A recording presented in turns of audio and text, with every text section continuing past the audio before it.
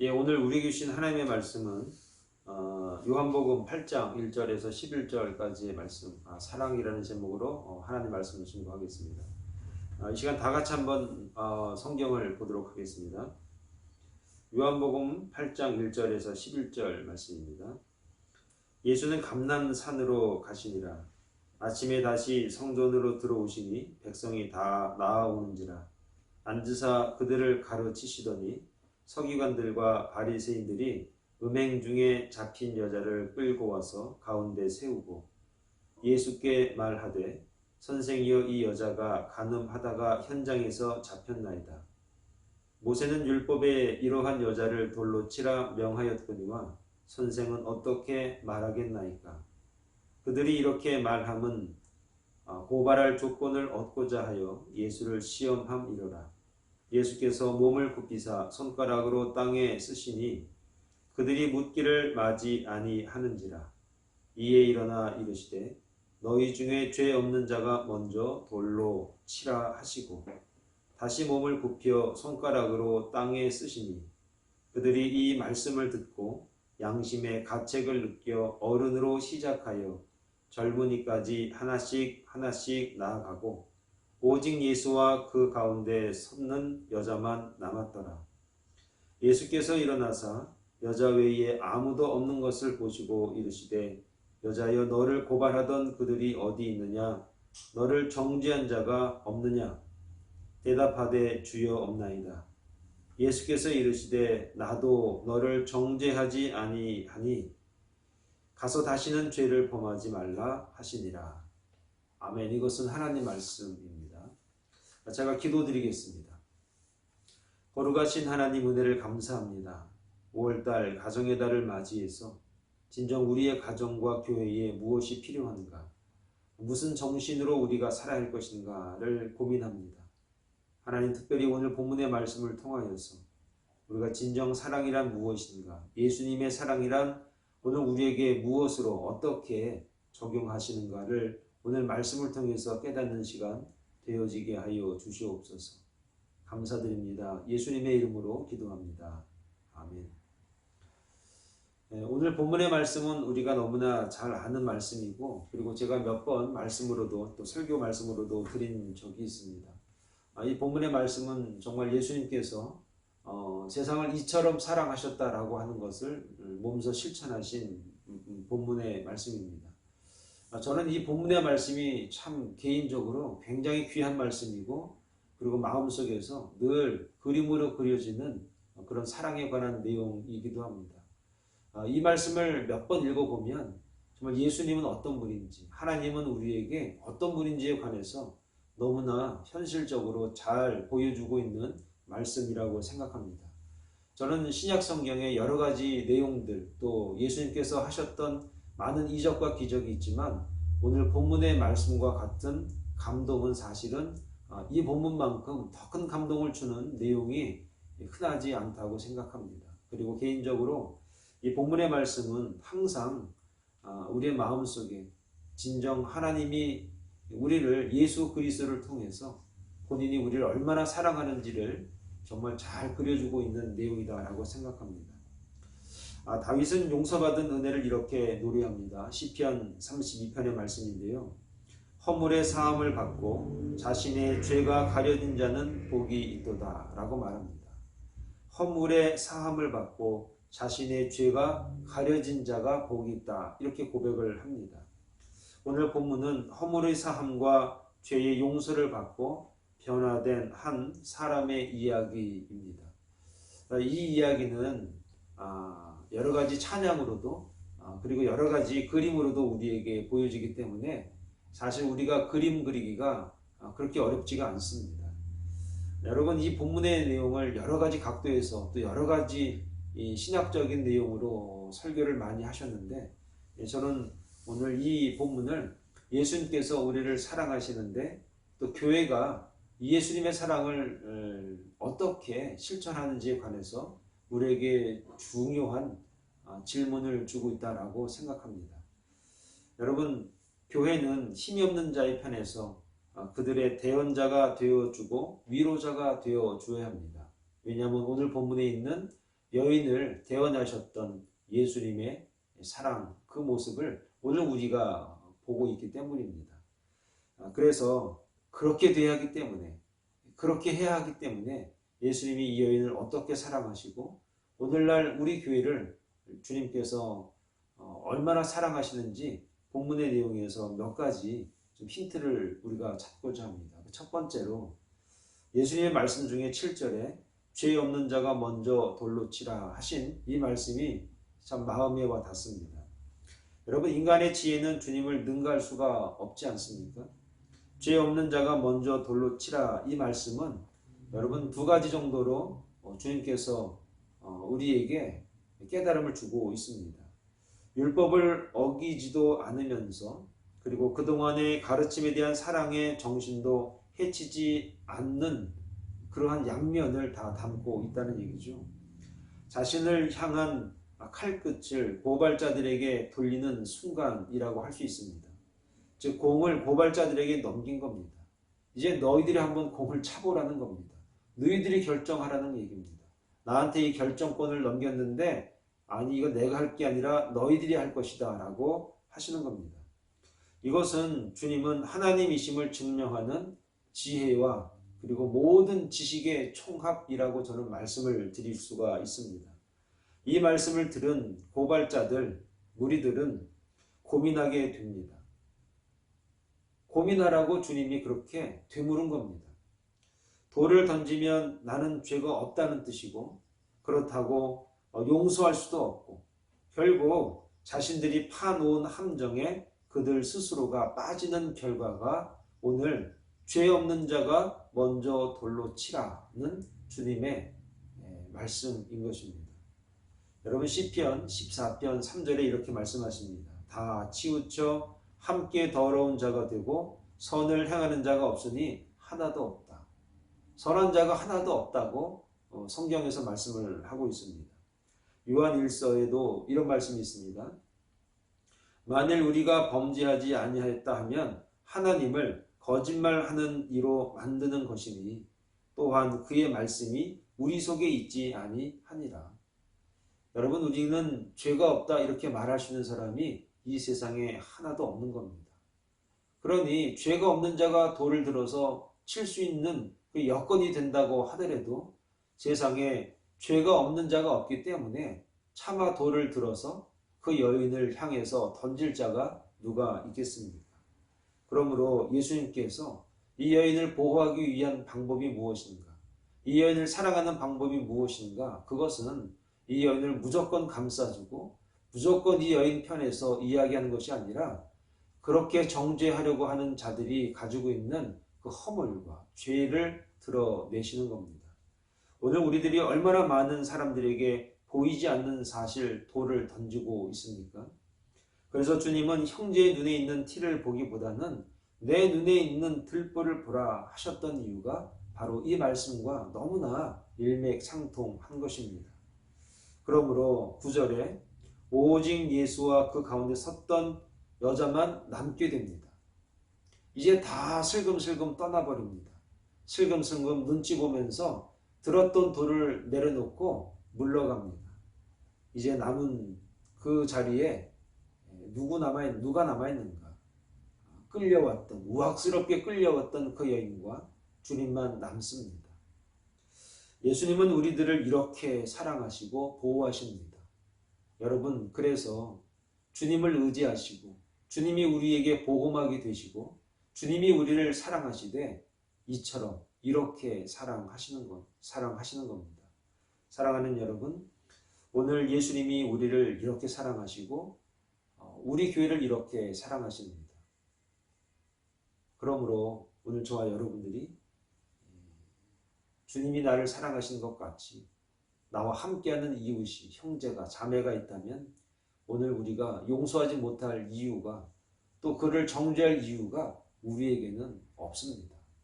그러면 주님이 나를 이렇게 사랑하시고 이렇게 보호하셨던 것처럼 오늘 저와 여러분들이 그 사랑을 우리 이웃에게, 형제에게, 혹 정죄받고 손가락질 받는 그 누군가라고 하더라도 그를 품을 줄 아는 믿음의 종들, 사랑이 있는 하나님의 백성들이 되기를 간절히 축원을 드리겠습니다. 두 번째, 예수님이 어떻게 말씀하시는가 10절에 보니까 여자여 너를 고발하던 그들이 어디 있느냐 이렇게 묻습니다. 여기서 중요한 단어 하나가 예수님 말씀 가운데 있는데 여자여라는 단어입니다. 여자여라는 단어가 헬란말로 귀나이라는 것이죠. 여러분, 이 귀나이라는 말이 어디에 써 있는가? 나중에 예수님께서 승천하시기 전에, 아니 십자가에서 죽으시기 전에 어머니 마리아에게 여자여 이렇게 말합니다. 그런데 이 말이 한국 의미로는 좀 상식이 없는 그런 말 같지만 헬라 원어에 보면 귀나이라는 단어를 씁니다. 여러분, 이 귀나이라고 하는 이 단어는 굉장히 친근한 말이면서 부드러운 말이면서 존중하는 여성을 대접하는 용어 중에 참 좋은 용어입니다. 이 말을 누구에게 지금 하고 있습니까? 사람들이 음행하다가 현장에서 잡아온 그 여인에게 예수님께서 여자여, 귀나이 이렇게 말씀하는 겁니다. 여러분, 이 여인이 그동안에 자신을 칭했던 용어가 아마 많이 있었을 겁니다. 천하게 살았습니다. 많은 사람들이 돌을 던져서 죽여도 된다라고 생각할 만큼 수많은 사람들의 손가락질을 받았던 이 여인이, 아마 이 여인을 부르는 용어들이 수많은 남정네들에게 다양한 별명 같은 것들, 천한 용어들이 이 여인에게 던져졌을 겁니다. 그런데 주님께서 이 여인을 뭐라고 말씀합니까? 뭐라고 부릅니까? 귀나이 하는 겁니다. 자기 어머니에게 붙여주었던 그 이름을 이 여인에게도 귀나이, 여자여 이렇게 말하는 겁니다. 이 말을 들었을 때 이 여인이 아마 이렇게 생각했을 겁니다. 나 말고 누가 또 옆에 있나? 내 뒤에 누가 있나? 아마 두리번거렸을 것 같습니다. 아무도 없습니다. 자기를 부르는 호칭이었습니다. 평생 들어보지 못한 호칭. 평생 자기를 대접하지 않고 막 불렀던 그 이름, 별명이 아니라 그 수치스러움의 대상으로 자기를 호칭했던 수많은 남자들의 그런 부름이 아니라 예수님의 친근하고 사랑이 있고 이해가 있고 존중하는 그 말, 귀나이를 이 여인에게 들려주는 겁니다. 이 말을 들었을 때 이 여인의 마음이 어떠했을까? 아마 두 눈에 눈물이 흘렀을 겁니다. 내가 이렇게 대접을 받아도 되는 것인가? 내가 정말 이렇게 대접받을 수 있을 만큼 내가 살아왔던가? 내가 이렇게 존중받는데 내가 이렇게 기분이 좋고 내 존재의 가치를 다시 깨닫는 순간 아니겠습니까? 사랑하는 여러분, 주님께서 우리를 그렇게 부르십니다. 그렇게 여기십니다. 주님의 사랑은 우리의 인격을 존중하시고 우리의 마음을 만져주시고 우리가 듣고 싶은 그 언어와 그 목소리로 우리를 영접해 주시고 인정해 주시는 겁니다. 주님은 우리를 그렇게 사랑하십니다. 주님은 우리를 그렇게 사랑하시기 위해서 이 땅에 오셨습니다. 우리를 보호하시고 방패가 되어주시고 우리의 인격을 존중해 주시는 그 주님의 그 사랑, 귀나이, 여자예요. 오늘 저와 여러분들에게도 동일한 마음과 동일한 음성으로 우리를 부르고 계시다면 여러분, 그 부르심에 우리가 귀가 열리고 마음이 열리고 눈이 열려서 나를 구속해 주시고 나를 사랑하시는 그 주님을 바라볼 수 있는 주의 종들이 되기를 간절히 축원을 드립니다. 세 번째는 이렇게 11절에 말씀하십니다. 나도 너를 정죄하지 아니한다.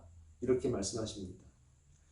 여러분, 요한복음 16장에 보면은 주일학교 때 이 요한복음 3장 16절을 외우면 사탕도 얻어먹고 뭐 점수도 따고 그랬습니다. 다 아는 말씀인데 하나님이 세상을 이처럼 사랑하사 독생자를 주셨으니 이는 그를 믿는 자마다 멸망하지 않고 영생을 얻게 하려 하심이라. 우리는 이 3장 16절 요한복음 3장 16절을 달달달 잘 외웁니다. 그런데 3장 16절 밑에 있는 3장 17절은 조금 어색하고 조금 낯섭니다. 근데 제가 좀 여러분들에게 소개하려고 합니다. 하나님이 그 아들을 세상에 보내신 것은 하나님이 세상에 아들을 보내신 이유를 설명하시는데 이렇게 말씀하십니다. 세상을 심판하려 하시니 아니요. 그로 말미암아 세상이 구원을 받게 하려 하십니다. 저는 요한복음 3장 16절 말씀도 귀하지만 요한복음 3장 17절, 3장 16절을 더 보충해주고 더 살려주는 3장 17절의 이 말씀이 참 귀하게 다가옵니다. 하나님이 그 아들을 세상에 보내신 이유를 우리에게 정확히 말씀하십니다. 세상을 심판하기 위해서 오신 게 아닙니다. 세상 좀 심판해라. 저 못된 사람들 좀 심판 좀 해라. 그것 때문에 오신 게 아니라 그것 때문에 보냄을 받으신 게 아니라 그로 말미암아 주님으로 말미암아 세상이 구원받게 하기 위함이라는 겁니다. 주님이 오신 이유는 우리를 정죄하고 심판하고 꾸짖고 못되다 이렇게 얘기하려고 하는 것이 아니라 이것저것 얘기하면서 허물을 들추려고 하는 것이 아니라 구원하기 위해서라는 겁니다. 갈라디아서 3장 13절에 보면 그리스도께서 우리를 위하여 저주를 받으신 바 되사 율법의 저주에서 우리를 속량하셨으니 여러분 이 여인을 율법으로 돌로 쳐 죽이려고 했습니다. 이 여인을 율법으로 완전히 모든 사람 앞에 주님 앞에 같이 얽어매어서 정말 창피 주고 그리고 죽이려고 했던 그 음모가 이제 무산이 되었습니다. 왜 그런가? 주님은 율법의 저주로부터 우리를 해방시키기 위해서 오셨기 때문입니다. 그래서 죄 없는 자가 먼저 돌로 치라. 이 말씀은 무엇입니까? 율법은 사람을 죽이지만 율법은 사람을 죽이고 사람을 함부로 할 수 있는 올무 역할을 하고 있지만 나는 그것을 넘어서 사랑하고 구원하기 위함이라는 겁니다. 사랑하는 여러분, 주님은 우리를 구원하시기를 원하십니다. 주님은 우리를 살리는 것이 목적이십니다. 주님은 우리를 사랑하기 때문에 우리를 어떻게든지 살려야 되고 구원하는 것이 그분의 목적이셨습니다. 그래서 죽기까지 복종하시고 우리를 사랑하신 겁니다. 로마서 8장 1절에 그러므로 그리스도 예수 안에 있는 자에게는 결코 정죄함이 없습니다. 로마서 8장 2절에는 그는 그리스도 예수 안에 있는 생명의 성령의 법이 죄와 사망의 법에서 너를 해방하였습니다. 주님께서 우리 안에 있으시다면 주님을 믿는 고백이 저와 여러분들에게 있다면 이제는 우리는 정죄받을 일은 없습니다. 이제 우리는 죄와 사망의 법에서 해방받은 자들입니다. 이보다 더 큰 사랑이 어디 있습니까? 이게 진정한 사랑 아니겠습니까? 그러므로 저와 여러분들이 이 세상으로부터 눌려있는 그 무엇이 나를 힘들게 하고 어렵게 한다고 하지만 여러분 자유하시기 바랍니다. 여러분 그것이 여러분의 생명을 어떻게 할 수가 없습니다. 주님만이 우리의 생명의 주인 되시고 주님이 우리를 해방시키셨습니다. 할렐루야. 이것이 복음이고 이것이 주님의 사랑이라는 겁니다. 이 사랑으로 저와 여러분들이 새 소망을 갖고 능력 있고 힘 있게 당당하게 살아갈 수 있는 것입니다. 마지막 하나만 더 말씀을 드리면 주님이 11절에 이렇게 말씀하십니다. 다시는 죄를 범하지 말라. 다시 죄짓지 마. 고린도 후서 5장 17절에 이런 말씀이 있습니다. 그런즉 누구든지 그리스도 안에 있으면 새로운 피조물이라. 이전 것은 지나갔으니 보라 새 것이 되었도다. 귀한 말씀이죠. 여러분, 다시는 죄를 범하지 말라. 이게 무슨 의미입니까? 나도 너를 정죄하지 아니하노니 가서 다시는 죄를 범하지 말라. 내가 너 정죄 안 한다. 너 무슨 죄 지었지 그동안? 내 덕인 줄 알아? 나 그것도 하기 싫다. 나 그런 말도 하기 싫다. 그러니까 이제 다시 죄 짓지 마라. 이것은 무슨 의미입니까? 내가 기회를 준다. 이것은 죄를 묵인해 주겠다는 의미가 아닙니다. 다시 일어설 수 있는 기회를 주고 싶다. 그런 얘기입니다. 어쩔 수 없었다고 치자. 하는 수 없었다고 치자. 그런데 이제부터는 그러지 말자는 겁니다. 여러분, 다시는 죄를 짓지 말라는 것은 그녀가 죄를 짓지 않았다는 것이 아니라 그것을 정죄하지 않겠다는 겁니다. 묻지 않겠다는 겁니다. 그러니 이제 새로운 기회가 주어졌으니까 이 기회를 놓치지 말라는 겁니다. 주님은 우리를 사랑하시는데 어떻게 사랑하시는가? 기회를 주십니다. 회개하고 주 앞에 나오는 자들에게 분명히 주님은 기회를 주십니다. 엄마 잘못했어요. 그런데 용서 안 할 부모가 어디 있습니까? 아버지, 제가 잘못했습니다. 용서 안 할 아버지가 어디 있습니까? 항상 기회가 있는 것이죠. 주님의 사랑을 듬뿍 받은 이 여인, 자신의 존재감을 회복시켜 주신 그 주님 앞에 이 여인이 내가 다시는 내가 이런 삶을 살지 말아야지. 내가 이 은혜를 덧입고도 내가 또 그런 짓을 한다면 나는 정말 죽어도 싸지. 그러지 않았겠습니까? 이 여인이 누군가에 관해서는 더 자세히 말하지 않지만 다들 학자들이 공통적으로 얘기하는 게 무엇이냐면 마지막 십자가 지셨을 때 그 마지막까지 따라왔던 그 여인 마리아 중에 한 여인이라고 합니다. 끝까지 주님 떠나지 않았던 그 마지막 여인. 제자들은 다 도망갔지만 마지막까지 은혜를 덧입었기 때문에, 그 은혜가 너무 크기 때문에, 그 사랑을 덧입었기 때문에 마지막까지 주님을 떠나지 않았던 이 여인. 여러분, 우리가 주님의 사랑을 받았다라고 하는 그 은혜만 알면 어떻게 우리가 주님을 떠납니까? 어떻게 우리가 주님을 배반할 수가 있습니까?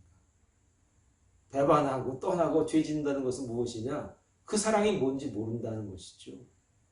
이 여인은 뼈저리게 알았습니다. 주님이 나를 이렇게 사랑하시는구나. 사랑하는 여러분, 이것이 바로 하나님이 우리를 사랑하시는 방법이었고 주님이 우리를 사랑하시는 내용인 것입니다.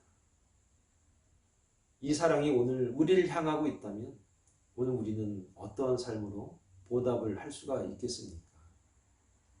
우리에게 던져진 이 고귀한 질문이 오늘 저와 여러분들의 삶 가운데 다시 한번 기회가 되시고 다시 한번 회복할 수 있는 능력이 되는 그런 귀한 은혜가 있기를 간절히 축원을 드리겠습니다. 기도합니다. 거룩하신 하나님 아버지, 은혜를 감사합니다. 하나님이 우리를 사랑하십니다. 그래서 독생자를 이 땅에 보내셨고 우리의 죄를 대신해서 십자가를 지셨습니다. 이 큰 사랑을 오늘 가늠하다가 현장에서 잡혀온 이 여인을 통해서 그 사랑이 얼마나 큰 것인지, 그 사랑이 얼마나 우리에게 귀한 것인지를 정말 잘 깨닫게 말씀으로 주셨습니다. 이 말씀을 통하여서 이제는 내가 새로운 기회를 얻은 자로 여기고 믿고 이제 주님 안에서, 믿음 안에서 그 사랑을 덧입은 자처럼 이제 사랑에 보답할 줄 아는 믿음의 종들이 될 수 있도록 은혜를 더하여 주시고, 또 우리의 삶 가운데 우리에게 다가온 여러 가지 어려움과 환난과 유혹이 있다고 하더라도 내가 받은 이 사랑을 잊지 않고 주님 앞에 끝까지 나아가는 믿음의 종들이 다 될 수 있도록 은혜를 더하여 주시옵소서. 예수님의 이름으로 기도합니다. 아멘. 제가 축도함으로 예배를 마치겠습니다.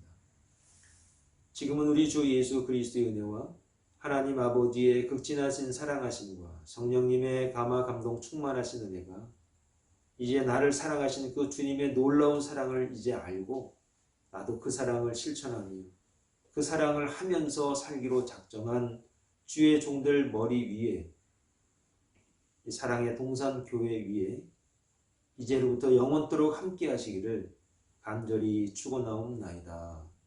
아멘.